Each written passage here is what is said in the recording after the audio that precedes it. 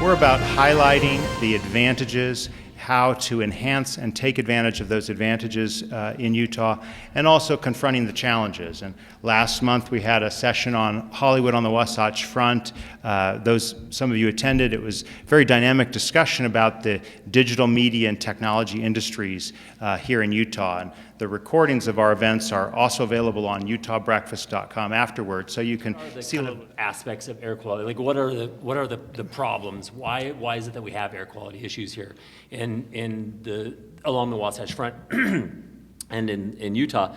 And we looked at both the summertime ozone issues, and that's a result of a number of different things. We have a high altitude and we have a lot of sun, and it gets really hot. The CEOs of the refineries and said, we've got a challenge here.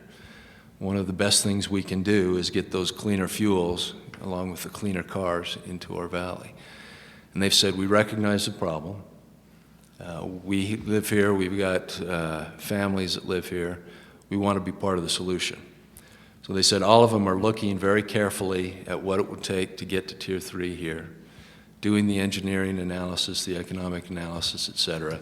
And all said, we will do our best to get it here as soon as we can. And that's in part due to new technologies and cleaner fuels that are already in the marketplace. So now to the Tier 3 program. As Alan mentioned, the EPA finalized the rule last spring, and companies, including those refiners here in Utah, are now in the technical analysis phase of trying to figure out what the best way to comply with the rule will be. As Alan mentioned, all of Utah's refiners fall within the groups like the Chamber of Commerce, the Salt Lake Chamber, who have been talking about this and framing this issue in an economic development kind of light, and talking about the, you come here for Sundance, and we're socked in with Inversion and kind of the brown cloud when you come in from Park City and whatnot, and I think that in many ways it's great, and if we're talking about it because of those economic development reasons, I think that's fantastic. I think that in some ways maybe we need to now move. Alan, so they've done something that doesn't give a comprehensive picture of what's going on, and I think it does promote the sort of attitude like, look, I burn and it's clean. And then there are also there were some flyers that went out in people's utility bills that said that wood burning was responsible for 38% of particulate matter in the wintertime, and that's also not true. So I think it is important to try to keep education and good numbers out there.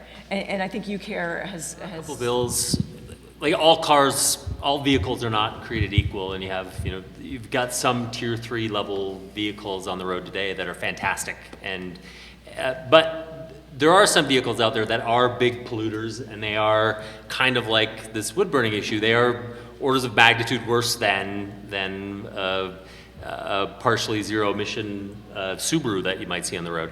And I know that Representative Aaron and Representative Perry each have a couple bills kind of looking at opacity, and this has more in many ways to do with diesel vehicles, but those, it's a lot of little things that I think will have an effect on this, and I'm not sure that there are any bills related to building standards, but I brought that up earlier, and I think that would be, those types of things are important to discuss. But I think the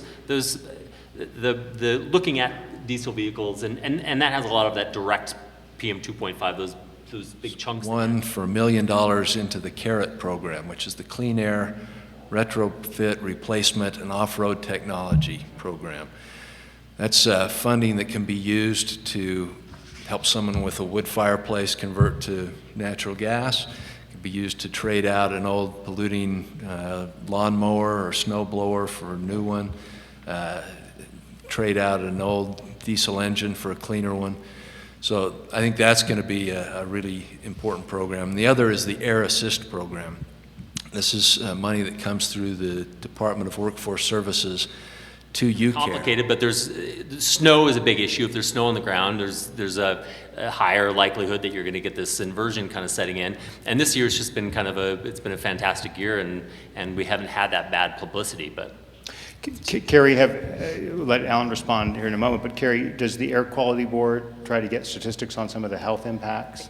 No, but that would be really useful, because as you're making decisions, oftentimes you'll hear, okay, this is how much it's going to cost in dollars per ton to reduce whatever.